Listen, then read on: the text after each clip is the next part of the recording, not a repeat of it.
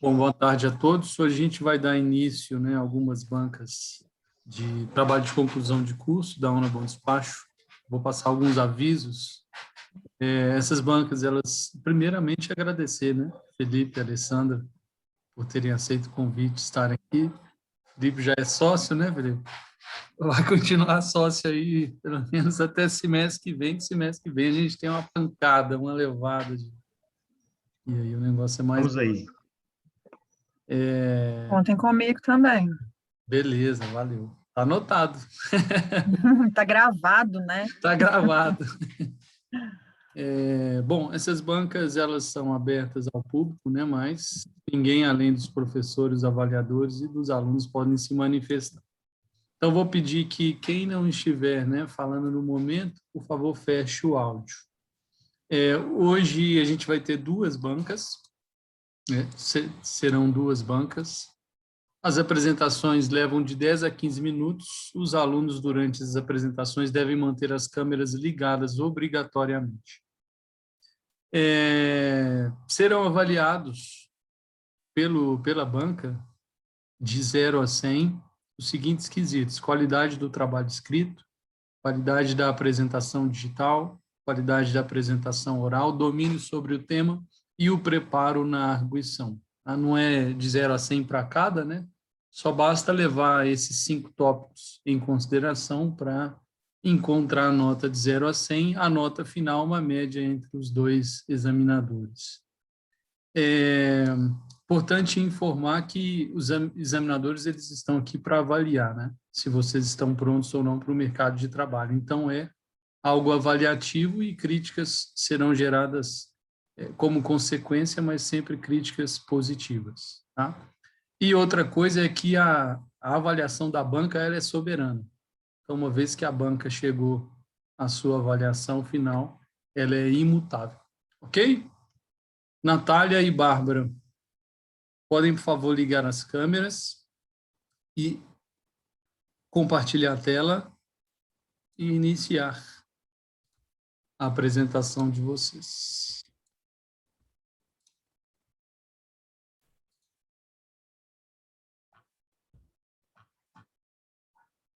Boa tarde. Está aparecendo para todo mundo? Assim. Boa apresentação. Obrigada.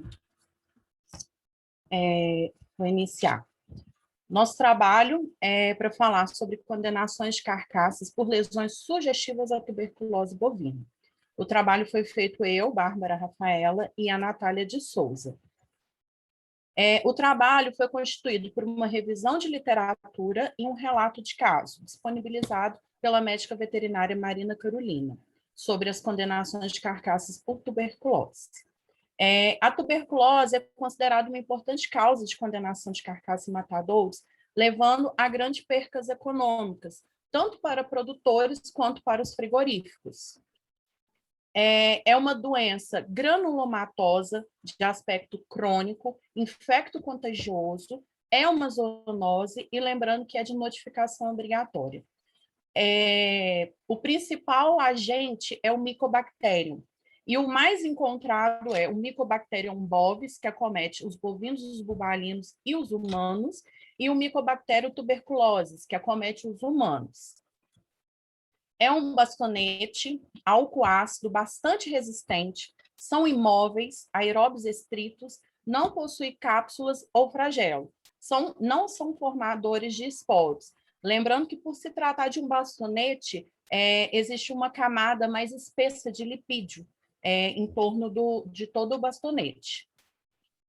O mecanismo de transmissão, né, onde podemos encontrar a tuberculose, vai ser no ar, na água, nos alimentos, na respiração, corrimentos nasais, em secreções como leite, urina, fezes, secreções uterinas, vaginais e através do sêmen. O mecanismo todo de transmissão vai ser através das vias respiratórias. O bacilo vai entrar nos alvéolos pulmonares, vai ser fagocitado pelo macrófago. Dentro desse macrófago vai ter uma multiplicação.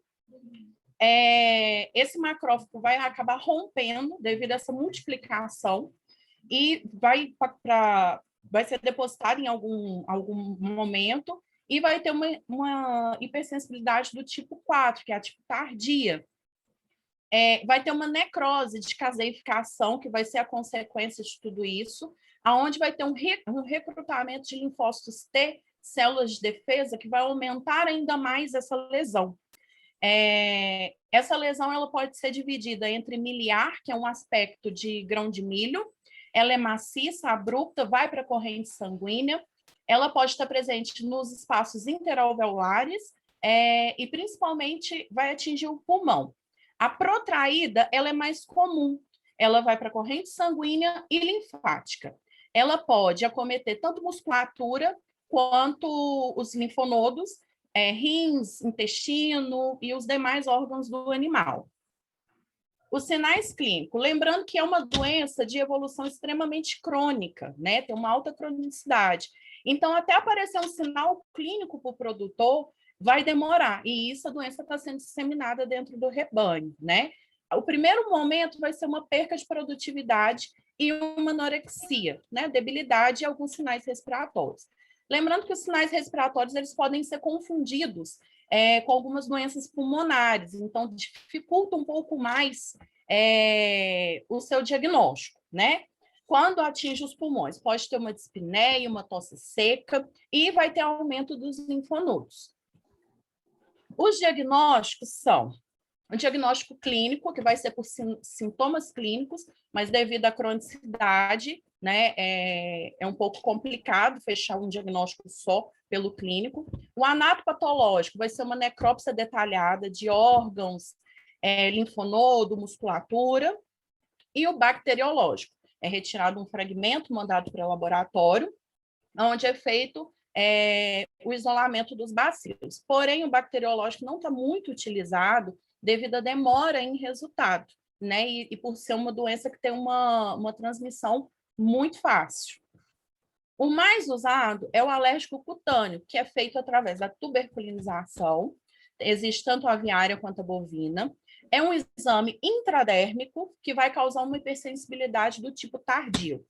É um teste muito sensível, né? O procedimento ele deve ser padronizado, né? O médico veterinário tem que ter um curso para poder fazer esses testes, né? O resultado é cerca de 72 horas, né? A primeira avaliação, e são 3. Teste de prega caudal, que normalmente é feito em bovino de corte, devido à falta de contato que os bovinos de corte têm com as pessoas, então ele é mais fácil de ser feito no corte. O teste simples cervical, que é feito com a tuberculina bovina apenas, pode ser feito tanto em bovinos de corte quanto bovino de leite, e eles vão ser um teste de triagem. E o cervical comparativo, ele é um confirmatório, e ele é usado as 2 tuberculinas. As medidas preventivas no geral, higiene básicos, que tem que ter dentro dos locais que os animais permanecem, né?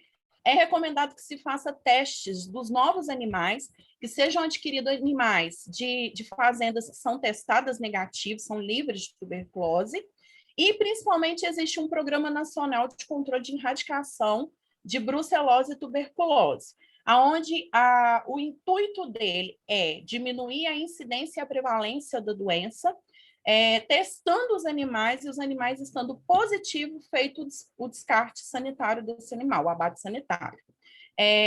Sempre descartar os animais doentes, e não existe vacina. Bom, meu nome é Natália e eu vou dar continuidade ao trabalho. E o objetivo desse trabalho é mostrar como é alto o índice de condenação de carcaças por lesões sugestivas de tuberculose nesse frigorífico e demonstrar a rotina diária em frigorífico de abate e a importância do médico veterinário em todo o processo de expensão. Enfim, durante os dias de estágio, que deu início em abril e finalizou em junho, foi possível acompanhar a rotina desse frigorífico. Lá, os animais abatidos no local, eles não são comprados pelo frigorífico. O frigorífico, ele realiza uma prestação de serviço. Aí tem os marchantes, que são os compradores de gados, que eles compram gados de diversas fazendas e levam para o frigorífico para essa prestação de serviço, e esse produto final é revendido para os açougueiros da região. O frigorífico ele é fiscalizado pelo IMA, que conta com um veterinário e 2 auxiliares, e foi possível notar que a principal causa de condenação de carcaça é devido às lesões sugestivas de tuberculose pela forma de compra, que é comprada de diversas fazendas e não tem um rastreamento desses animais. Os animais, quando eles chegam, eles ficam 24 horas em jejum alimentar e hídrico, chegam em um curral, que é de chegada e seleção, e se inicia a expensão antimorte, que é feita pelo médico veterinário, e pelas normas do INMA, tem que ter um documental, que é o Guia de Transporte Animal. Aí é feito um exame visual e exame clínico, que tem que observar esse animal tanto em movimento quanto em repouso e menor intervalo de tempo possível. Se esse animal apresentar qualquer tipo de lesão ou fratura, sem alteração de temperatura, esse animal vai para um abate de emergência imediata, que ele é abatido primeiro antes de todos os outros animais. Se por acaso esse animal apresentar algum sintoma patológico, algum sintoma neurológico com alteração de temperatura, esse animal ele vai para um curral de observação e é feito um abate de emergência imediata, que é no final do dia, depois de todos os outros abates, para evitar uma contaminação tanto de outros animais como das instalações. Aí, depois que passa pela expensão antimorte, tudo ok, vai para o curral de matança, vai para o banheiro de aspersão, que é onde ele toma banho com água com cloro, 15 BPM, e depois passa para a seringa, que é mais uma vez, mais jatos de água mais forte, mais um banho. Depois vai para a sala de matança, onde o primeiro ponto é o box de insensibilização. Lá eles trabalham com a pistola pneumática penetrante, que vai causar perda imediata da consciência desse animal, e o funcionário tem 1 minuto no máximo para essa sensibilização já começar a sangria desse animal. Assim que é feita a sangria, o próximo funcionário espera em torno de 3 minutos e já começa o procedimento, que é a desarticulação dos membros, a serragem do chifre, a esfola, que é a retirada do couro do animal, a desarticulação da cabeça, a exvisceração, a serragem no meio da carcaça. Aí houve uma lavagem, vai para a cama fria e a expedição. Aí eu vou falar um pouco sobre as linhas de expensão pós-morte. Em todas essas linhas é feita uma expensão visual, é feita uma palpação e é feito cortes em linfonodos específicos e, se necessário, até na musculatura. Em todas essas linhas de expensão, procura-se alguma alteração que poderá comprometer a qualidade dessa carne. A linha A e a linha C, ela não é feita nesse frigorífico. E aqui a gente fez um levantamento de dados, uma média de descarte de órgãos com lesões sugestivas de tuberculose. E a gente pode ver que o órgão mais acometido por essa enfermidade é o pulmão. Aí é necessário que se tenha uma comunicação entre os funcionários de cada linha. Vamos supor que o funcionário está fazendo a expensão da cabeça e ele encontra alguma lesão sugestiva de tuberculose. Aí ele já avisa o outro funcionário que está em outra linha, inspecionando, e também marca essa carcaça ou esse órgão e manda para o DIF, que é o Departamento de Inspeção Final, que é outro local onde vai ter um veterinário ali para inspecionar, fazer uma nova reavaliação dessa carcaça, desse órgão, e fazer uma inspeção mais minuciosa. E ele que vai decidir essa condenação da carcaça. O frigorífico, ele trabalha com a empresa Patense, que leva um caminhão que busca todas essas carcaças condenadas e dá outra finalidade para elas. E esse critério para condenação é que tem que ter, em caso de 2 calcificadas em 2 pontos e caseose em 1 ponto, já é critério para uma condenação de carcaça.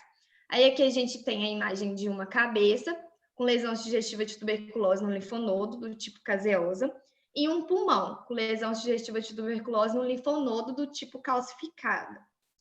Existem 3 tipos de tuberculose: a caseosa, a miliar e a calcificada. A caseosa, ela tem um aspecto de liquefação. Ela parece com um abscesso e quando você corta pode ser meio líquido. A miliar, ela tem um aspecto, parece mais um milho e ela fica bem aderida. Esse tipo dá mais em carcaça. E tem a calcificada, que ela tem um aspecto mais areoso e ela range ao corte. Aí aqui a gente colocou a imagem de um rins, também com lesão sugestiva de tuberculose do tipo calcificada, o intestino com lesão sugestiva de tuberculose no linfonodo, também do tipo calcificada. A gente colocou também de uma carcaça baixa, uma lesão sugestiva de tuberculose no linfonodo, também do tipo calcificada. Da parte cranial, uma lesão sugestiva de tuberculose no linfonodo cervical superficial dessa carcaça, também do tipo calcificada. E mais uma vez a gente fez um levantamento de dados, dessa vez de descarte mensal de carcaça, e pode observar que de 113 abates a 130 abates mensais, no mês de abril, com 120 abates, teve 30 descartes de carcaças. E podemos concluir que a tuberculose bovina é uma enfermidade de grande importância, que pode causar prejuízos econômicos, além de ser uma zoonose, né? Que necessita um diagnóstico preciso para que a gente possa tomar medidas necessárias. Contudo, podemos concluir que esse trabalho foi de grande importância, que possibilitou conhecimento nessa área, já que é uma área de atuação de grande importância do médico veterinário, podemos sim ser uma opção no mercado de trabalho. E aqui tá as referências e obrigada. Beleza, meninas. Vou passar a palavra para a professora Alessandra. Fazer seus comentários, a lição, fica à vontade, Alessandra. Tem até umas Obrigada. 3 horas para fazer essa arguição. Quantas horas? Umas 3, de 3 a 5. Ai, aí eu fico mais à vontade. As meninas vão assustar, gente. A gente tá brincando. Primeiro, queria parabenizar pelo trabalho, pela relevância do tema e pelo tamanho do trabalho que vocês fizeram, uma revisão de literatura bem extensa, até mais extensa que o próprio relato de caso, né? Eu pude observar isso durante a leitura. A apresentação foi bem clara, trouxe até umas respostas daquilo que eu já ia perguntar para vocês, que eu senti um pouco de falta no trabalho escrito. Então, vocês conseguiram responder algumas coisas aí, né? Vão ficar livres de algumas perguntas. Eu não sei se a gente tem a oportunidade de mandar para vocês a versão lida pela banca, né? A gente consegue, Guilherme, mandar? Claro, pode me mandar no WhatsApp que eu encaminho para elas. Tá. Por e-mail. Porque eu fiz alguns comentários, sugeri algumas coisas, né? Eu acho que é só sugestão, né? Uhum. Vocês conversando com o orientador de vocês vejam se é prudente. Algumas coisas eu acho que devem ser mudadas, mas, enfim, vocês vão ter acesso a esse material.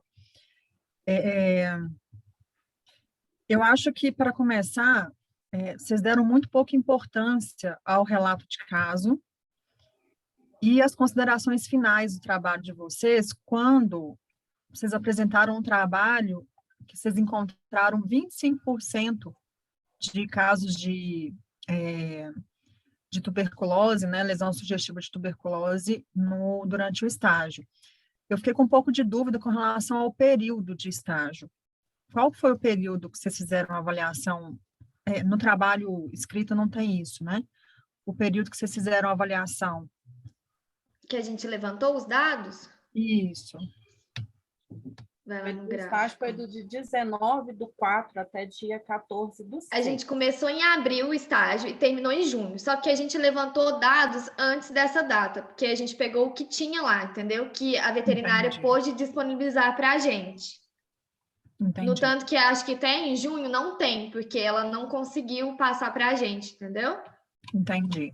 Mas nesse período todo, foram 120 carcaças, animais abatidos, é isso? Não. É dentro de um mês, é de cerca de 113 até 130, que foi uma média que nós fizemos. Então, dentro de 120, que houve 30 descartes total da carcaça. Entendi. Porque isso não ficou muito claro. Na verdade, no trabalho em si, né, na parte escrita... A gente não colocou. Não tinha gráfico, então eu fiquei meio perdida, assim. Eu até anotei aqui, né? Fez algum cálculo de levantamento, porque vocês falam, tuberculose tem prevalência aumentada nos matadouros frigoríficos, mas aí eu parei para pensar, mas como que elas viram isso se não teve levantamento? Então, a minha sugestão é colocar esses resultados, porque foi o que eu falei antes. Eu acho que vocês valorizaram muito a revisão SUS ficou bem extensa, bem completinha, eu coloquei também alguns comentários lá, mas eu acho que o mais importante aqui é o relato de caso do que vocês acompanharam no estágio. Então, a minha sugestão é de colocar esses resultados, colocar a questão de metodologia direitinho, como que vocês fizeram esse levantamento, o período, o número de amostras, e aí mostra esses resultados, que se for ver, analisar assim brutamente, né, o resultado bruto, dado bruto, vocês tiveram 25% de casos sugestivos, isso é muito alto, né, pensando em saúde pública, pensando em zoonose. Então, a minha sugestão é essa, né? Eu acho que o Felipe vai concordar comigo também, porque eu acho que vai enriquecer muito o trabalho de vocês, tá? Do jeito que a gente pegou o trabalho, parece uma revisão de literatura, não parece um relato de caso. Eu fiquei até meio sem saber, assim, anotei aqui para perguntar, era um relato de caso, mas só para mostrar o que aconteceu, ou tem alguma discussão assim, em cima disso com relação a dados, né? Então, com a apresentação, vocês já me responderam. Então, a sugestão é que vocês coloquem esses resultados no trabalho, tá? Eu não achei que ficou muito claro no trabalho, principalmente na parte de revisão de literatura, como que funciona a resposta imune contra o agente. E aí vocês conseguiram falar um pouquinho melhor aqui na apresentação. Vocês conseguem resumir, assim, como que o sistema imune responde diretamente quando acontece uma infecção pelo micobactério? Tá. Você quer que volte no slide lá? Quer que vai Não, nem voltar? precisa não. Se você se sentir mais segura, pode voltar. Se não, pode não precisa Tá. ficar presa, não. O que acontece em si? Por ser uma doença de evolução crônica, né, é um processo mais demorado. Aí ela vai ficar dentro do macrófago, né, onde vai ter a multiplicação. E isso pode levar até 18 horas para ela poder se multiplicar dentro do macrófago. E a partir do momento, aí né, esse macrófago não vai aguentar, né, por causa de toda a carga que vai estar dentro, e ele vai romper. Rompendo, vai ter recrutamento de novos macrófagos que vai ingerir, né, que vai fagocitar o bastonete e vai ser depositado em algum local, né? E nisso, automaticamente, já vai ser uma resposta tardia, porque já vai estar demorando muito para o organismo estar reconhecendo essa doença lá dentro do organismo, né? Quando começa essa necrose tecidual, vai ter o recrutamento do linfócito T e das células de defesa, aonde vai piorar, porque o organismo ele vai tentar a todo momento combater. Só que vai chegar um momento que vai ter multiplicado tanto macrófago que vai estar infectado, que o sistema imune não vai conseguir combater a doença. E aí, o que tem nessa lesão caseosa, que vocês falaram de necrose caseosa? Que tipo de célula predomina? Na caseosa? Célula imune.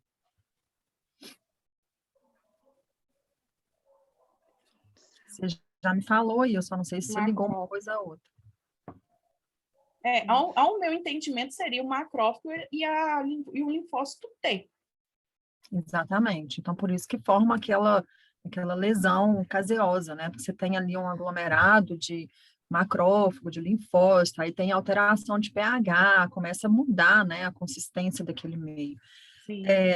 Coloca isso desse jeito no material escrito, porque lá tá bem, eu achei bem confuso, tá? Assim, bem superficial, não deu para entender o efeito da cronicidade da resposta. Então, eu tenho essa sugestão também, até por isso que eu coloquei aqui como pergunta.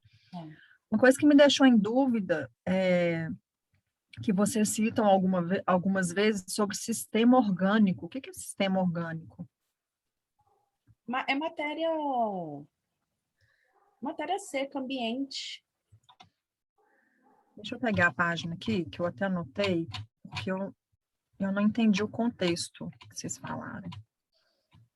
Na página 11, se vocês estiverem aí com... Não está aberto. Você fala assim, quando os tubérculos estão nos órgãos ou no sistema orgânico, decorrente não haver difusão linfohematogênica. Aí eu fiquei me perguntando, o que é sistema orgânico? Até anotei que depois ficou um pouco confuso para vocês reformularem o parágrafo, mas eu não entendi o que era sistema orgânico, o que vocês quiseram dizer com isso. Eu nem estou com o trabalho aberto. Tá, então vamos para a próxima. Em um momento do trabalho, vocês citam que os órgãos são inspecionados diversas vezes. Sim. O mesmo órgão é inspecionado várias vezes, é isso? Não. Ele é inspecionado por... cada linha tem um funcionário que inspeciona esse órgão. Se ele achar alguma lesão com suspeita de tuberculose, ele manda para o DIF, que é o Departamento de Inspeção Final. Uhum. Aí lá, que é outro local, é fora da sala de abate, é outra sala. Vai ter um veterinário que vai fazer essa reavaliação, entendeu? Ele vai inspecionar de uma forma mais minuciosa. E ele vai decidir se vai descartar ou não aquele órgão ou aquela carcaça. Entendeu? Entendi. Pelo texto, parece que o mesmo órgão é avaliado várias vezes, né? Então, só colocar isso de forma mais clara, que você explicou perfeitamente. O DIF, que inclusive eu coloquei no trabalho para vocês colocaram D-I-F-I. O DIF é sem o I no final, é só o D-I-F. E em algum momento vocês colocaram Departamento de Inspeção Federal. Não é federal, é final. Você falou certinho, mas escreveu federal. É um anexo, né, da sala de matança, fica lá uma reentrância, onde as vísceras e a carcaça que tem ali alguma suspeita maior vão ser analisados de uma forma mais específica, né? Essa imagem que a gente colocou ali foi lá do frigorífico, que essa carcaça ela foi condenada. Entendi.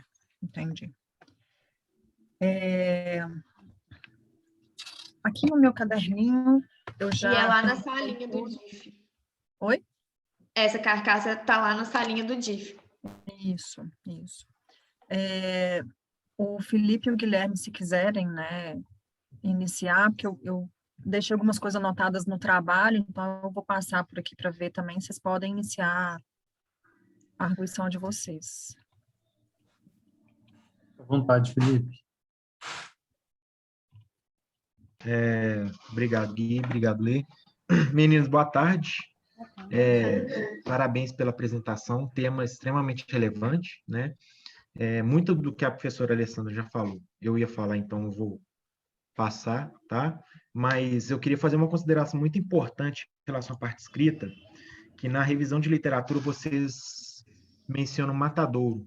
Pelo amor de Deus, tira isso do texto. Não existe mais matadouro, segundo Rispoa. É abatedouro frigorífico. Tá? Se vocês escreverem matadouro, vocês estão jogando por terra todo o trabalho de vocês. Isso não existe, não tem estabelecimento que é chamado de matadouro, segundo a legislação. Então, primeira coisa que vocês têm que mudar é isso aí na parte escrita. Tem outras também que tem outros pontos que eu coloquei também, algumas dúvidas, alguns comentários que eu também vou disponibilizar para vocês, a parte escrita. Senti falta também desses gráficos na parte escrita, tá? No relato de caso. Eu reitero o comentário da professora Alessandra, que eu acho que ele poderia ter sido melhor aproveitado por vocês. E uma coisa que eu senti muita falta foi a questão do aproveitamento condicional dessas carcaças, né? E aí eu já pergunto para vocês, toda carcaça que era encontrada uma lesão de tuberculose, ela era descartada ou havia aproveitamento condicional? E como que era feito esse aproveitamento condicional pelo frigorífico? Então, lá nesse frigorífico era descartado, entendeu? Lá não tem aproveitamento. Então, a veterinária só fala que lá tem a empresa que é a Patense, que busca essa carcaça e dá outra finalidade. Então, tipo, eles não sabem, entendeu? Lá não se aproveita nem nada. Quais seriam essas finalidades que vocês pensam que seriam dados como aproveitamento condicional da carcaça? Eu acho que seria, tipo, não sei se fala ração ou cama, é cama de galinha que fala um trem assim? Eu acho que seria para essa finalidade, eu não tenho certeza. Na Isso verdade, ela vai seria... passar por um processo, né? Depende de cada empresa, tem um processo de calor e um processo de frio, que altas temperaturas e baixas temperaturas para fazer a morte do da tuberculose, e é reaproveitado de outra forma, né? Dando origem a alimentações de origem animais, é reaproveitado de outra forma. Só que ela não entrou em detalhe em relação a isso, porque não é feito no frigorífico. Isso. E sobre a questão, não é justificando, né? Mas justificando. A questão dos gráficos é porque o pessoal do INA lá teve um pouco de má vontade em fornecer os dados para a gente. Então, por isso que a gente não colocou na parte escrita, porque a gente conseguiu alguns dados no início e ficou muito vago, conseguiu de 3 meses e depois não conseguiu do restante. E aí, quando chegou o final, que eu fui pedindo a Marina, cobrando ela, que ela conseguiu fazer um levantamento lá com o pessoal. Tá? Não foi falta de interesse da nossa parte, não. É realmente... Não, geralmente, porque é bem difícil de mesmo pegar dados assim, eles não liberam fácil assim, não. Eles têm resistência a liberar mesmo, isso aí eu concordo com vocês. Então, uma sugestão que eu acho que poderia ser utilizada na parte escrita é vocês utilizarem esses gráficos e vocês mesmas sugerirem os aproveitamentos condicionais do carcaça. Por exemplo, uma lesão calcificada.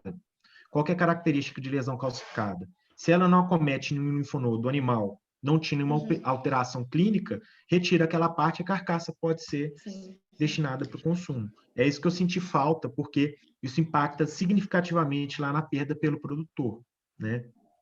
E dito isso, eu achei também essa incidência extremamente elevada, e eu queria saber de vocês, né, uma análise crítica em relação a isso, porque vocês mencionaram que eles compram as carcaças, mas eu fiquei um pouco na dúvida dessa questão dos marchantes. Explica para mim, por favor. Eu acho que é porque esse frigorífico ele não é cifado, entendeu? Ele não tem o CIF. Aí, como não tem um gado rastreado, esses marchantes, marchante é chamado de compradores, entendeu? Aí esses compradores compram em diversas fazendas e isso acaba, entendeu? Ele não tem aquele controle, não tem aquele rastreamento.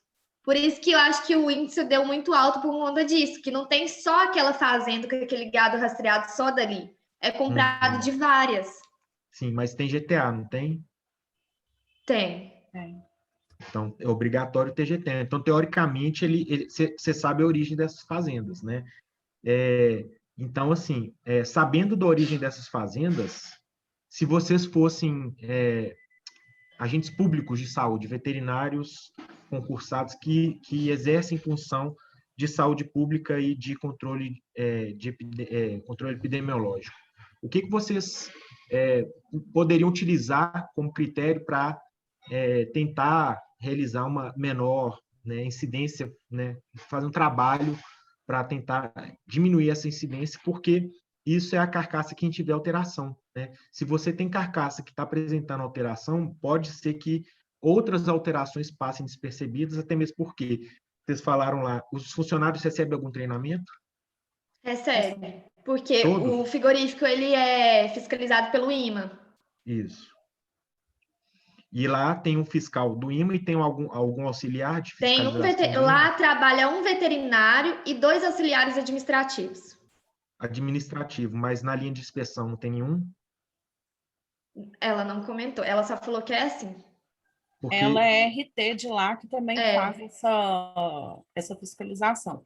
Mas tanto ela é RT e fiscal ao mesmo tempo? Ela não é... digamos que sim. Na verdade, ela é fiscal no momento que, quando vai para o DIP, filma a carcaça. Aí ela ou outro veterinário que está lá, que vai para poder fazer os outros cortes. Pelo menos foi isso que ela passou para a gente. Entendi. Sim. Porque olha só como que é um problema muito grave isso. Vocês falaram que não tem nenhum agente do IMA na linha de inspeção, certo? Não, tem sim. Do IMA tem. Do IMA na linha de inspeção. Um do IMA e ela que fica. Bom. Entendi. Entendeu? Tem sim, do IMA tem. Sim, mas que acompanha toda a linha de inspeção. Do IMA, porque ela Do IMA. não vai todos os dias. Tá. Porque, normalmente, né, num estabelecimento cifado, e aí a gente está falando de um estabelecimento que tem um auditor fiscal, tem o agente e o auxiliar de inspeção que ficam na linha. Eles são responsáveis por verificar, né? Os colaboradores da indústria realizam todo o preparo e eles inspecionam, né? O colaborador não vai inspecionar nada, tá, gente? Quem inspeciona é só o auditor fiscal ou o fiscal designado, seja em qualquer esfera, né? E aí ele vai, dependendo do tipo de alteração, se ele julgar que é necessário, ele vai desviar para o DIF e acionar o auditor fiscal, e aí sim ele quem vai fazer a inspeção final lá no DIF. Então, eu fiquei muito na dúvida quando eu li o texto de vocês, porque eu falei, meu Deus do céu, não tem ninguém na linha de inspeção, né? Não tem ninguém treinado, quem está vendo esse tipo de lesão? Se está passando, se tem lesão, imagina o tanto de lesão discreta que está passando e está sendo disponibilizado para o consumo. Então, assim, é um risco extremamente elevado, né? Então, é por isso que eu acho que vocês poderiam valorizar muito mais o trabalho de vocês em relação a isso, mostrar literalmente as falhas do processo, principalmente quando a gente fala da nossa realidade, que é a realidade de um estabelecimento fiscalizado em nível estadual ou municipal, que a gente sabe que as dificuldades são muito maiores, seja em número de veterinários responsáveis, oficiais ou não, né? E as dificuldades do próprio estabelecimento, tá? Então, eu acho que vocês poderiam valorizar muito mais isso, porque o trabalho de vocês é muito importante para mostrar que o problema é bem mais grave do que a gente acha, né? Quando a gente fala de estabelecimento cifrado, é muito bonito, muito bom, porque tem toda a estrutura, tem todo um rigor maior no quesito de fiscalização que a gente não observa nos casos do estabelecimento, né, municipal ou estadual, que não justifica o fato dele ter, né, dele ser ou não cifrado, isso não justifica essas falhas e esses processos, né, que a gente fala meio enjambrado de fiscalização. Tá? O risco é o mesmo, tá? Mas, no mais, eu acho que são esses pontos que eu queria abordar, que me incomodou muito no relato. Eu fiquei muito apreensivo quando eu li, mas agora que vocês me explicaram, né, eu vi os gráficos, acho que vocês podem aproveitar também essa prevalência e associar, fazer uns gráficos de prevalência do tipo de lesão e, né, o órgão, o tipo de lesão e o aproveitamento condicional. Acho que vai ficar muito mais ilustrativo e um trabalho que vocês podem até tentar mais para frente publicar, tá? Só tomando muito cuidado com esses detalhes, né, principalmente em relação à parte da revisão bibliográfica, ok? Deixa eu só fazer um comentário aqui, aproveitando que o Felipe falou. Eu até tinha colocado no relato de caso sobre a ausência da questão de julgamento e destinação, né, que foi o que ele falou no comecinho aí, que ele sentiu falta. E aí, eu acho que vocês devem avaliar muito mais. Eu percebi que vocês descreveram todo o processo de abate e falaram muito pouco de lesão, do que faz. Então, desenvolvam isso com mais aprofundamento no relato de caso, porque a minha impressão foi que vocês estavam descrevendo o abate somente, que contaram ali que acharam uma lesão sugestiva de tuberculose. Quando vocês colocarem né, se conseguirem colocar os resultados, aí eu sugiro que vocês explorem mais o caso, né, e podem até tirar um pouco da descrição do abate e falar mais da lesão propriamente dita. Isso. E aproveitem as fotos, vocês têm fotos muito boas. Lindas, É difícil de encontrar esse tipo de foto. A gente nem colocou todas, tem mais. Sim. Então, por exemplo, vocês podem colocar, aproveitando o gancho do professor Alessandro, pega o órgão, tipo de lesão, destinação, impacto, né? Se for lesão caseosa ou não, teve impacto nos linfonodos, sim ou não? Né? Muito disso vocês não vão ter, mas é importante vocês colocarem, tá? Beleza, meninas, parabéns. Agora é só aguardar o resultado, tá bom? Vai para o portal? Oi? Vai para o portal? Sim. Ok, obrigada. Valeu, até mais. Tchau, gente. Obrigada. Nada. Tchau. Agora é a banca da Lorena. Lorena. Fique à vontade para compartilhar, ligar a sua câmera. Você tem 10 a 15 minutos para sua apresentação. Felipe e Alessandra, acho que eu esqueci de falar, embora, né, as bancas sejam em dupla, vocês podem avaliar individualmente, tá? Então, a nota não precisa ser a mesma para a dupla, não. Ok? Ok. Ok.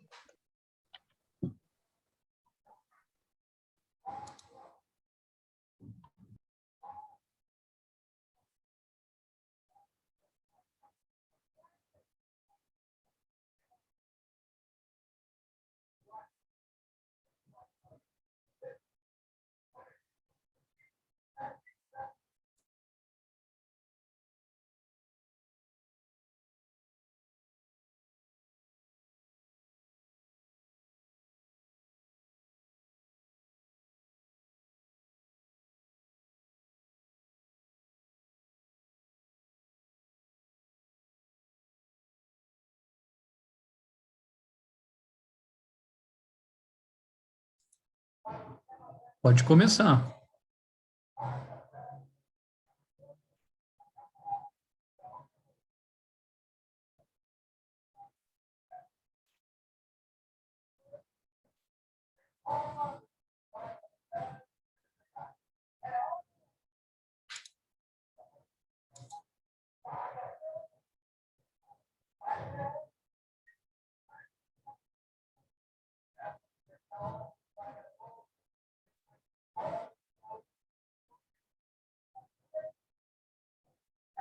Lorena, você está me ouvindo?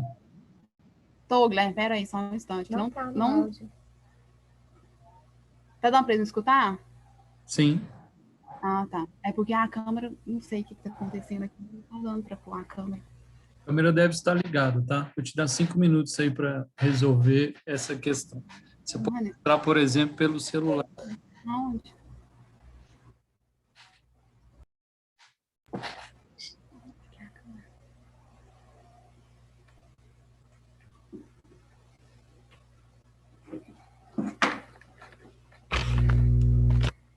Tá me ouvindo? Sim, sim. Agora basta colocar no modo apresentação. Pois é, eu não tô conseguindo colocar aqui, porque não tá... Você pode me ajudar? Apresentação dos slides. Não tá aí. Tira o compartilhamento. Tira o compartilhamento. Ela No Zoom. Não consigo tirar. Nem que vai tirar. eu não sei tirar. Nossa, não tô conseguindo tirar ele de compartilhamento aqui. É aqui, ó. Coloca na apresentação agora. Coloca no PowerPoint no modo apresentação. É lá naquele verdinho que eu te ensinei. Aqui, ó, nesse verdinho. Assim. Não, peraí.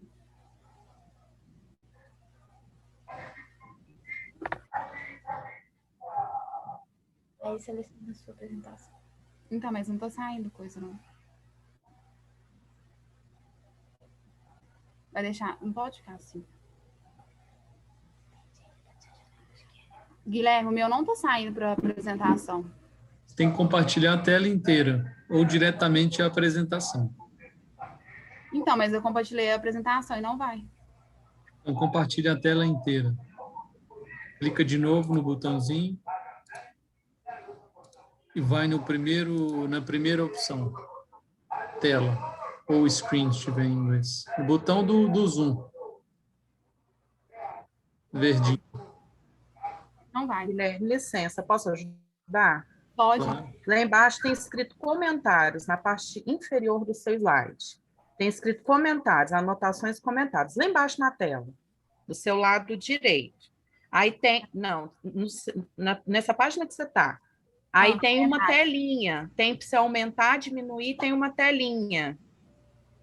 Você contando anotações, é 1, 2, 3, 4, 5. No sexto íconezinho, você clica. Do lado direito. Exibição de leitura. Do lado direito. O outro, do lado direito. Classificação de slides. Do outro lado, Lorena. Do outro lado. O primeiro, Lorena. O primeiro, de lá para cá, do computador para cá. Tem uma telazinha e um pauzinho embaixo. Não tem. Do lado do livrinho, Lorena. Tem Ao uma, lado do do lado direito, tem uma... Isso aí, clica. Aham. É que, enfim, pode começar? Sim. Bom, meu nome é Lorena e eu vou falar do controle da qualidade do leite. Bom, é uma breve introdução, né, sobre o controle de qualidade do leite. O leite tem uma importante posição econômica no agronegócio, devido ao Brasil ser um dos países mais expressivos por causa da sua importância na economia e sociedade. E para as indústrias, os produtores, a qualidade do leite é extremamente importante, pois exerce uma grande influência nos hábitos de consumo e de produção de derivados. Melhor remuneração. Bom, os produtores que apresentarem leite com boa qualidade, com baixos níveis de CCS, CBT, tendem a receber uma remuneração do laticínio ou da indústria. Maior exigência do consumidor. Os consumidores estão cada vez mais exigentes e a legislação acompanha as exigências para oferecer produtos de alto padrão e segurança, né? E a indústria deve manter um padrão de qualidade sensorial, nutricional e de segurança. Revisão de literatura. Bom, o trabalho tem como objetivo realizar uma revisão de literatura sobre a qualidade do leite correlacionada à prática que foi vivenciada no estágio, que no caso é um laticínio. Gestão da qualidade do leite. O que é a gestão da qualidade do leite? As características do leite são fatores muito importantes para afiançar, né, um alimento seguro e com qualidade nutritiva para o consumidor. Ou seja, eu preciso levar bons alimentos ao consumidor. E o leite e seus derivados lá são dos produtos que são mais avaliados e testados, por causa da sua importância na alimentação humana.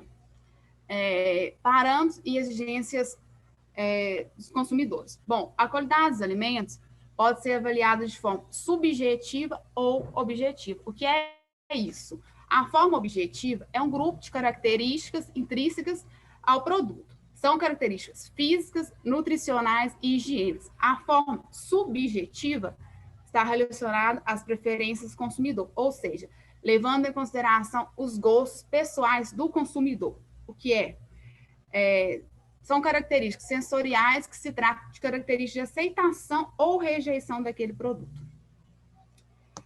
E diversos sistemas de qualidade, de garantia de qualidade. São as leis que são aplicadas, né? Os programas foram que tem, né? Ou seja, em 1997 tivemos a PNQL, que é um Programa Nacional de Melhoria de Qualidade do Leite. Depois tivemos a RBQL, que tem como objetivo monitorar os requisitos da qualidade do leite cru. Também temos a normativa 51, que estabeleceu critérios da qualidade que não existiam antes, que são obrigatórios a análise para produtores em todas as indústrias que são inspecionados pelo CIF e RBQL. Temos o RISPOA, que é Regulamento de Inspeção Industrial e Sanitária de Produtos de Origem Animal, que é a fiscalização de produtos de origem animal. E dentro de diversos sistemas de garantia de qualidade, também temos a normativa 62, que é a avaliação geral da matéria-prima para outros produtos na entrada das indústrias ou laticínios. Também temos a normativa 68 e a normativa 51. E boas práticas de fabricação também, né, que são gestão que se adequa ao produto da qualidade, ou seja, são parâmetros e exigências que o consumidor não é capaz de identificar, mas a legislação sempre tem que intervir para estipular as legislações dos produtos de boa qualidade. E também temos PPHO, que são procedimentos padrão de higiene operacional e análise de perigos de pontos críticos. Bom, o leite chega no laticínio, né? Ele é transportado por caminhão portador de paredes isotérmicas e quando ele chega na plataforma do laticínio, ele recebe algumas amostras, recolhidas algumas amostras do tanque do caminhão para que seja feita algumas análises e determinar a acidez e densidade e também a temperatura e observar também os aspectos como cor, odor e textura. O motorista responsável passar pelo caminhão? Deve. E é obrigatório recolher uma amostra de cada propriedade que for recebido esse leite para que seja feito o teste do álcool lisarol. As análises laboratoriais... e esse leite tem que ser mantido na temperatura de 4 graus quando for para o laticínio. E as análises laboratoriais são álcool lisarol, temperatura, se deixa titulável, índice giroscópico, teor de gordura, densidade, sólidos não gordurosos, neutralizante de acidez, pesquisas de reconstituintes, pesquisas de substâncias conservadoras. Padronização do leite. A padronização do leite vai ser de acordo com o que o laticínio, a indústria, for fazer. Se for leite, só leite integral ou desnatado, vai ser padronizado para isso. Se for ter produtos de origem animal, produtos lácticos, né? Aí vai ser essa padronização. E também temos tratamento térmico. Tratamento térmico consiste na pasteurização. Durante a pasteurização, coletamos leite para análise de fosfatase e peroxidase. Se durante o teste for positivo, isso comprova que o leite não sofreu a pasteurização térmica correta. Tratamento térmico. O leite pode ser dividido em leite de consumo, onde ele vai ser envasado, armazenado e depois vai para a comercialização, ou setor de elaboração de derivados. E pode ser doce de leite, bebida láctea, queijo, mussarela, requeijão, mais um monte de coisa, né? E aí ele vai ser embalado, vai para o armazenamento, que é a câmara fria. Da câmara fria ele vai para a comercialização, que vai para o consumidor. Objetivo. Qual foi o objetivo do relato de caso? É analisar a rotina de um laticínio e suas medidas de gestão de qualidade de maneira comparativa às normas encontradas na literatura. Relato de caso. O relato de caso foi feito no laticínio Maveiro, começou no dia 18 de abril. O laticínio conta com 8 funcionários, sendo 2 no controle de qualidade, uma engenheira de alimentos e uma médica veterinária. Os produtos são leite integral, leite desnatado e derivados. O controle de qualidade é extremamente rigoroso no laticínio. No laticínio, quando os funcionários chegam, eles passam pela barreira sanitária e são vistoriados. Unhas, cabelos, uniforme do laticínio é trocado todos os dias para que não esteja contaminação, né? E luvas descartáveis, toucas, e o tempo todo os funcionários têm que estar limpos e tem que estar limpos com toucas e luvas limpas também. E aí ocorre essa vistoria dos funcionários, vistoria dos vestuários, vistoria do laticínio, como que o laticínio se encontra, se o laticínio está limpo, se as bancadas estão limpas, se os tanques estão limpos. Todos os dias é feito o CIP, né, que é a limpeza das tubulações. Aí temos no laticínio temos 2 câmaras frias, que é duas câmaras de salgo e 2 câmaras de estocagem. É feita a limpeza, organização, temperatura e validação dos produtos. Ou seja, os produtos são acompanhados todos os dias se estão dentro do prazo de validade, se são produtos que podem ir para a mesa do consumidor. Aqui temos 2 câmaras frias, onde a temperatura é de 2 a 5 graus, não podendo ultrapassar isso, senão pode ocorrer perda dos produtos. E depois temos a câmara de salga com a mussarela. A mussarela fica 2 dias na câmara de salga. Sala de embalagem também é vistoriada todos os dias, se tem embalagem suficiente. Aqui temos a sala de embalagem, está embalando queijo Minas Frescal. Pasteurização também é verificada todos os dias, está ocorrendo a pasteurização correta. Sala de pasteurização. Almoxarifado fiscalizado todos os dias. Relato de caso, recolhimento e recepção do leite. Quando o leite chega no laticínio, ele passa pelo teste do alisarol antes em 12 propriedades e depois a amostra vai para o laticínio para que seja feita as demais análises. E aí, se tiver tudo de acordo, vai para a recepção na plataforma. Aqui temos o caminhão para a recepção do leite. Análise de gordura. A gordura de todos os tanques, o leite é colhido em todos os tanques, ou seja, quando vai fazer queijo Minas Frescal, coleta a análise do leite no início, que está enchendo o tanque de leite, e no final. Por quê? Porque cada produto tem um teor de gordura, ou seja, a mussarela 3.0. Então, temos que parar o leite com a gordura 3,7. Minas Frescal 2,7. Por que 2,7? Porque o queijo Minas Frescal é um queijo mais seco. Ele sofre a prensagem, então ele não pode ficar mole. E a mussarela não pode passar de 3,0, porque senão ela pode ficar mole demais, ou se for abaixo disso, pode ficar muito duro. E aí usamos Master Mini, Ecomilk e Butirômetro. Aqui temos o Ecomilk, que é feita a análise de gordura, e o Master Mini. Os produtos finais, eles vão para análise, eles são todos testados, fazemos a análise de gordura e de umidade, e se tiver tudo ok, e também fazemos a análise microbiológica, se tiver tudo ok, vai para comercialização. Aqui temos analisador de umidade, que depois que eles estiverem prontos, eles vão para a câmara de salgo, se for mussarela, ou vai para estocagem, que aí sempre tem esse monitoramento dos produtos finais e encaminhado para o consumidor. Aqui temos suave de mão e de superfície, porque uma vez na semana realizamos suave de mão para ver se os funcionários estão com a higiene adequada, se estão trocando de luva, se estão manejando os produtos com a luva correta, se não estão sujas, se não está rasgada. É sempre importante estar fazendo essa higiene. Considerações finais, né? A cadeia produtiva do laticínio está crescendo cada vez mais e controle dos fatores de segurança alimentar e higiene também estão aumentando. E um maior plano de gestão de qualidade, ou seja, o laticínio está crescendo essa demanda e sem produtores mais exigentes e uma melhor gestão da qualidade. Obrigada.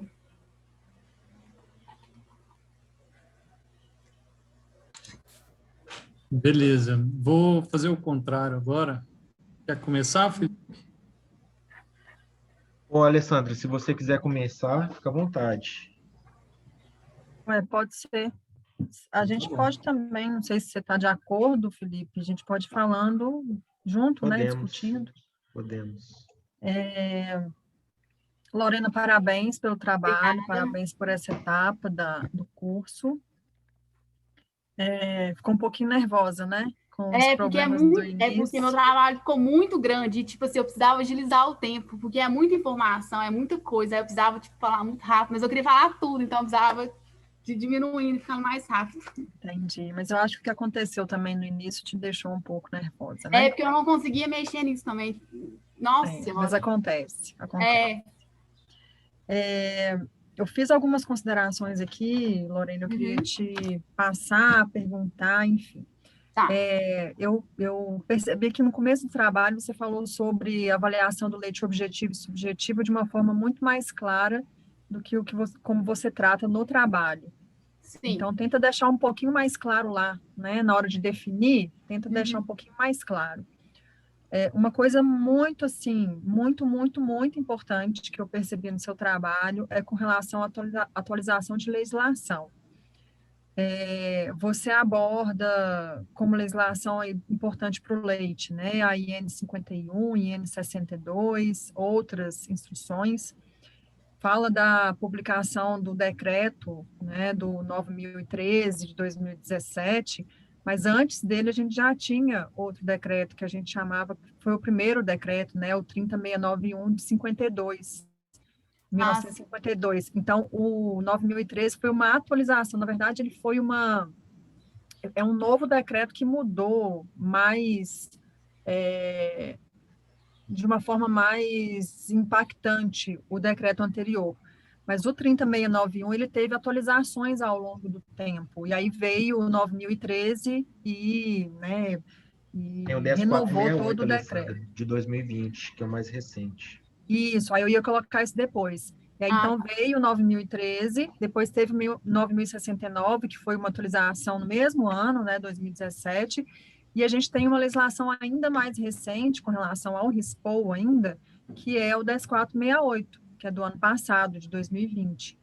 Então, faltou atualizar aí essa questão do RISPOU, tá? Nada impede de você colocar essa evolução de legislação, mas é importante que você aborde a legislação mais recente, tá? Que no caso aqui é o 10.468. Porque eu queria falar das legislações, só que estava muito em cima e é muita legislação. Aí eu, preferi focar mais no relato de caso e falar só mais a introdução mesmo, assim, pouco mesmo, do que era cada um, porque não dava para falar todos, que é muita.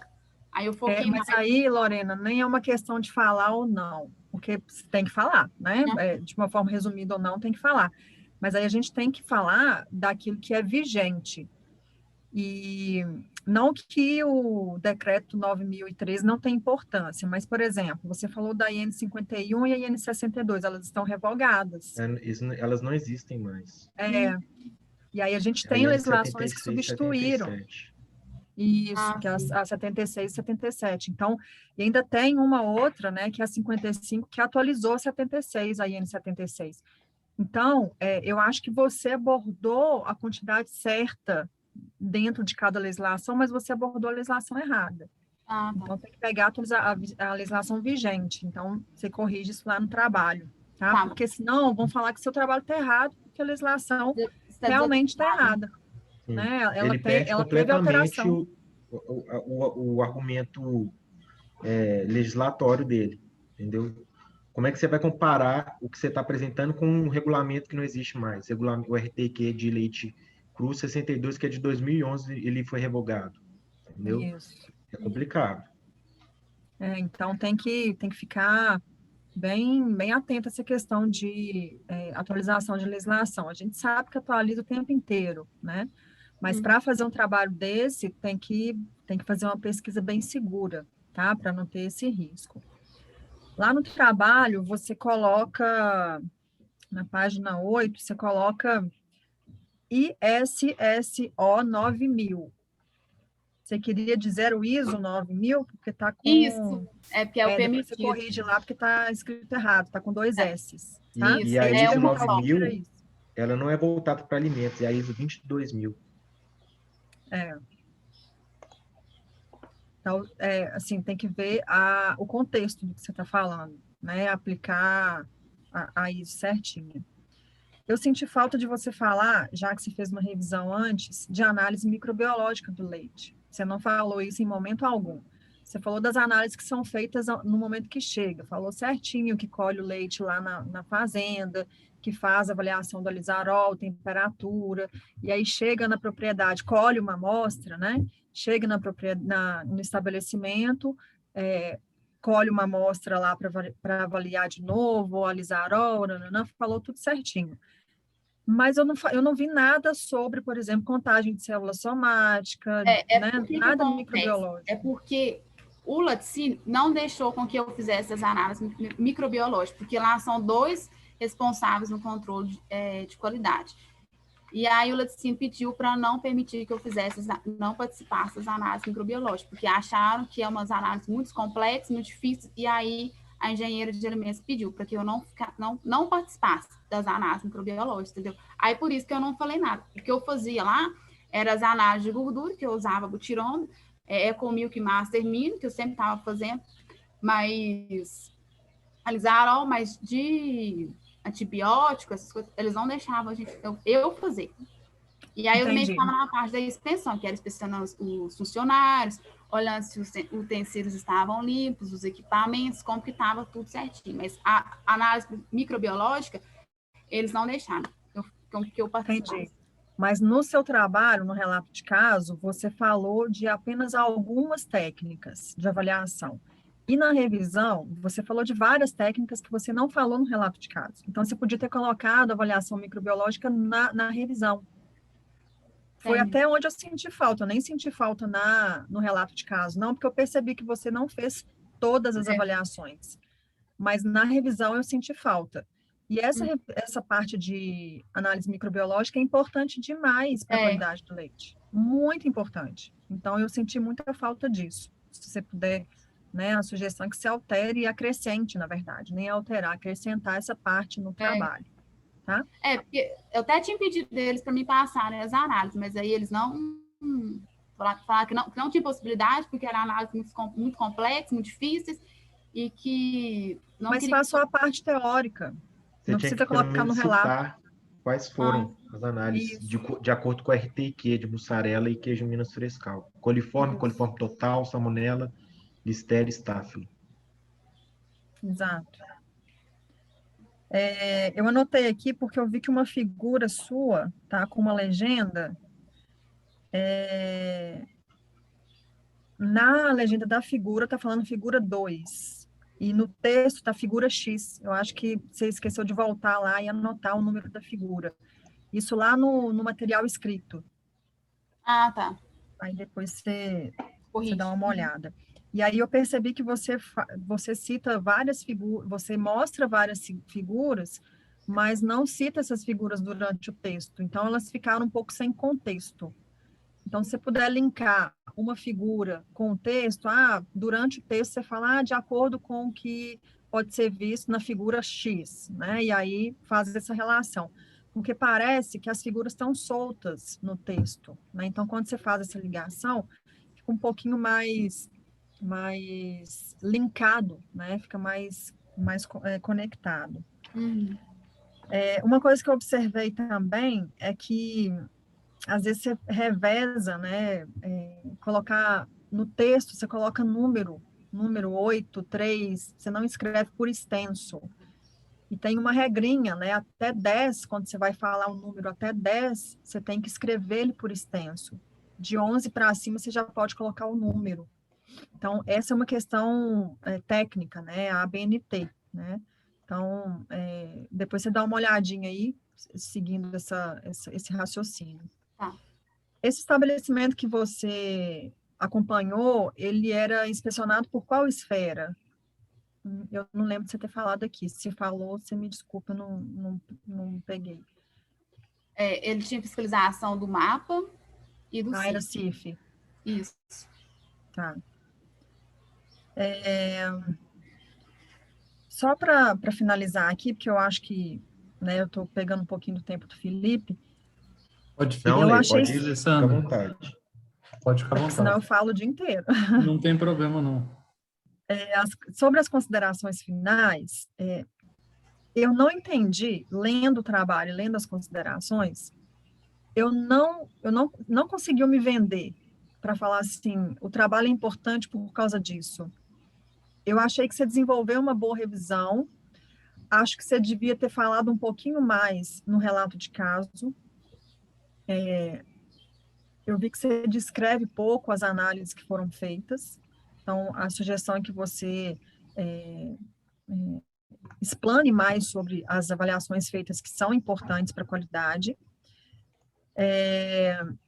e aí que você mostre isso nas considerações, porque eu não consegui ver, eu sei da importância do seu trabalho, mas eu não consegui ver isso quando eu fui na conclusão. Então, eu achei ela muito ampla, né? Muito assim, muito falando e pouco transmitindo a informação importante. Então, às vezes, a gente nem precisa falar tanto, consideração final tem que ser pequeno, mas tem que transmitir exatamente a importância daquilo que tem no trabalho. Tem que fechar, né, o trabalho. Tipo. Exatamente. Porque... Né? Então, dá uma olhadinha, né? Reformula, pensa assim, o que é importante no meu trabalho? E aí você tem que focar naquilo que é importante que você encontrou, né? Eu vou deixar o Felipe falar, mas a gente vai, né, discutindo junto aqui. Se eu tiver uma observação do que ele falar, a gente vai interagindo, tá? Mas eram essas as minhas contribuições. Quero deixar claro aqui a importância do tema, né? A gente sabe que o consumidor está cada vez mais exigente, então a fiscalização, né, ela tem que acompanhar isso, porque não é só uma questão de exigência de consumidor, é uma questão de segurança alimentar, né? Então, o trabalho é realmente muito, muito importante. Aí, se fazendo essas alterações aí, eu tenho certeza que ele vai ficar de qualidade. Tá? Parabéns pelo trabalho. Obrigada. Lorena, boa tarde. Boa tarde. Primeiramente, queria ressaltar, né, a importância do seu trabalho, parabenizar. Eu acho que tem muita coisa a ser feita na parte escrita, tá? Eu escrevi praticamente a revisão toda tem que ser refeita por conta da legislação, certo? E eu queria saber de você, o que você fez efetivamente nesse estágio? Você falou que você fez gordura, o que mais você fez lá? Eu monitorava os funcionários, fiscalizava se eles estavam... Barreira sanitária. Isso. Ok. se eles estavam com o uniforme sempre limpos, as botas, uso de touca e luvas, as luvas tinham que ser trocadas a todo momento, não poderiam, porque às vezes eles estavam fazendo mussarela e ia fazer queijo, tinha que trocar, ou então eles saíam, então sempre tinha que estar trocando, fiscalizava se os tanques estavam limpos, as formas, as mesas, os utensílios, para que não esteja contaminação.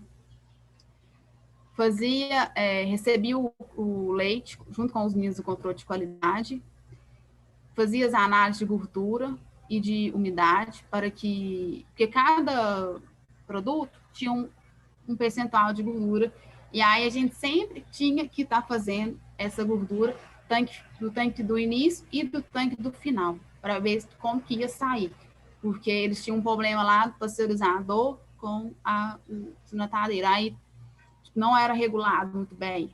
Aí, e como era o modelo mais antigo, eles tinham esse problema. Então, eu sempre estava fazendo isso. Uhum. Estava fiscalizando também as câmaras frias, sala de estocagem, sala de embalagem, como que os produtos estavam sendo embalados, se tudo estava limpo, se o funcionário estava usando a luz estéreo, como que estava. Uhum. Era basicamente a expensão, né? Assim, monitoramento e fiscalização. Literalmente o controle de qualidade. Isso. Né?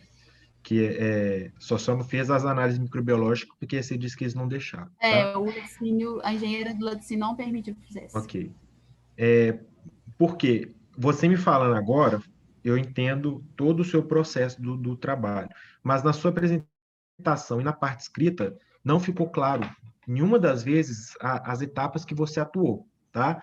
A etapa que você atuou é tão importante que, caso o leite não estivesse dentro do padrão, que viesse lá da propriedade rural, ele não ia ser nem descarregado. Não ia ter queijo, não ia ter nada. Não ia ser recepcionado. Ele não seria descarregado. Então, você tem que focar nisso, tá? Essa é a importância da sua atividade lá. É extremamente importante atuar na barreira sanitária, sim, mas o mais importante é o controle de qualidade da matéria-prima que chega, tá? E eu acho que é nisso que você pecou muito na sua parte escrita, tá? Por exemplo, você chega aqui na parte escrita e fala recepção do leite. Aí, na recepção, você fala que o leite tem que estar entre 7 e 10 graus na conservação. Né? Na propriedade rural, ele tem que estar em no máximo 4 graus Celsius. Tá? No máximo 4 graus Celsius e ser coletado em 48 horas. Você falou disso. Mas você falou um outro valor. O valor de recebimento do leite lá na plataforma entre 7 e 9 graus. No seu trabalho está com um valor diferente. Tá? Outros erros pequenos, por exemplo, crioscopia, você colocou lá de menos 0,512 a menos 0,531, 536 graus Celsius, tá? Então, assim, esses pequenos detalhes, juntamente da desatualização da instrução normativa, que é a 76, 77, faz com que o seu trabalho aparente não ser tão importante assim, né? Porque você atuou numa etapa extremamente importante, que é um momento crítico, que é a recepção do leite, né? Você falou de antibiótico, né? Se o leite tiver antibiótico, ele também não vai ser descarregado. Alcoolizarol, você falou que o alcoolizarol é feito tanto na propriedade quanto na indústria, né? Citou a essa parte do trabalho, né? É importante você falou que se ele tiver alterado, amarelo ou violeta, né? Ou ele está ácido ou básico, colostro, mastite, ele também não vai ser descarregado. Então, assim, é o que eu costumo falar com os alunos. Essas análises, por mais simples que elas sejam, elas são extremamente importantes. Eu acho que faltou você valorizar isso no seu trabalho, tá? E na sua apresentação, como você mesmo falou, você queria falar de tudo ao mesmo tempo, mas falou de tudo e não falou de nada. Porque chegou uma hora lá que você está falando de gordura do tanque de expansão. Aí eu falei, mas é tanque de expansão da propriedade ou é o tanque do ciclo de armazenamento da indústria em relação ao teor de gordura? Teor de gordura do queijo, da mussarela, o que é esse mínimo de 3? Então, assim, você se perdeu muito na sua apresentação, quando eu acho que você poderia ter focado mais na parte que você atuou de fato, que é o controle de qualidade e a atuação de barreira sanitária. Você cita PPHO, BPF, né? Faltou referenciar a BPF, portaria 368, que é importante também falar, ok? Então, assim, eu entendo a importância que você fez lá para a indústria, tá? Mas não ficou claro isso no seu trabalho. Então, eu acho que você modificando essa sua parte escrita, eu acho que vai ficar bem melhor de ser entendido, compreendido a sua atuação lá, tá? Não tenho dúvidas que você aprendeu muito no seu estágio, né? Você entende hoje a importância, e faltou tanto na apresentação quanto na parte escrita os parâmetros legislatórios da instituição normativa. Por que o leite tem que ter no mínimo 11,4% de extrato seco? Que inclusive está errado no sua parte escrita, também você pôs 11,5%, é 11,4%. Por que ele tem que ser estável no álcool lisarol? Por que ele tem que ter índice microscópico entre isso e isso? Por que tem que ser feita densidade entre isso e isso? Tá? Faltou você colocar isso, e a partir da apresentação desses parâmetros legislatórios para o leite cru, você falar da sua importância, o que você fez lá, o que você acompanhou. Se o leite estivesse ok, beleza, ele vai para onde? Agora ele vai para o tanque de armazenamento, ele é termizado ou ele é pasteurizado direto, né? Como que ele é pasteurizado, quais são os binômios, temperatura de pasteurização, né? Depois disso, ele vai para a elaboração do fluxograma de queijo, e aí nessa parte do fluxograma você já apresenta a sua atuação de PPH e BPF, tá? Então, assim, eu acho que você tem que reformular bastante coisa da sua parte escrita, mas isso não tira o mérito do seu trabalho, tá? Porque eu entendo que é um trabalho extremamente importante para agregar conhecimento para você e também, né, mostrar a importância do controle de matéria-prima, ok? Uhum. Eu acho que você ficou muito nervosa na apresentação. Você já chegou apresentando: oi, meu nome é Lorena, eu vou apresentar. Oi, boa tarde, meu nome é Lorena Araújo, eu vou apresentar hoje sobre controle de qualidade, né? Agora eu vou falar um pouco sobre o relato de caso, porque você está assim, o objetivo é esse, relato de caso é esse, aí a gente fez isso, né? Relato de caso, aqui, está vendo a câmara fria, entendeu? Então, assim, não deu, como posso dizer, eu acho que isso foi mais pelo nervosismo, mas faltou um pouco também, um pouco de calma, né, na hora de apresentar, tá ok? Então, assim, de forma geral, eu considero que o seu trabalho tá bom, mas ele precisa melhorar muito, principalmente na parte escrita, tá ok?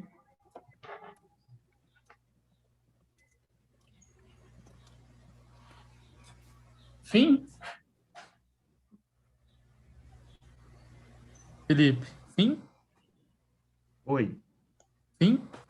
Ah, sim. Você ficou calado, mas será que ele Perdão, tá porque pensando? eu achei que estava no mudo aqui. Mas no mais é isso, Lorena. Parabéns, tá? Obrigada. E tomara que você consiga aí seguir atuando nessa área, que é uma área carente de bons profissionais. Professora Alessandra, uma consideração final? Satisfeita? Não, satisfeita. Beleza. Então, Lorena, parabéns pela apresentação. Obrigada. Agora é só aguardar, tá?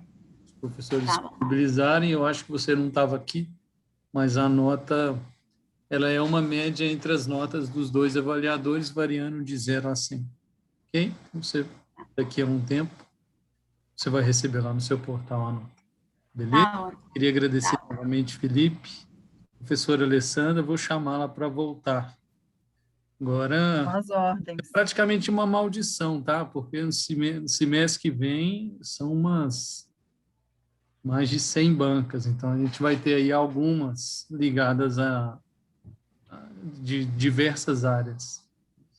Felipe já... Eu ia falar que eu estou à disposição, mas eu acho que eu já vou te bloquear aqui no WhatsApp. Não faço, não, eu descubro. Brincadeira. Eu já não, recebi pode aqui seu contar WhatsApp, comigo. hein? Como é que é? Eu já recebi a mensagem aqui, já gravei. Já... Pois é, não, eu estou perdida agora. Mas pode contar comigo Já mesmo, era. estou à disposição. Beleza, eu vou encaminhar para vocês, já pedi a emissão de certificados, tá? E aí, tão cedo quanto eu recebo, eu encaminho para vocês. Obrigado. Ok. Bacana, gente. Valeu, pessoal. Obrigado. Tchau, Lorena. Tchau, Gui. Boas Tchau, férias. Alessandra. Obrigada pelo Obrigada. convite. Gente.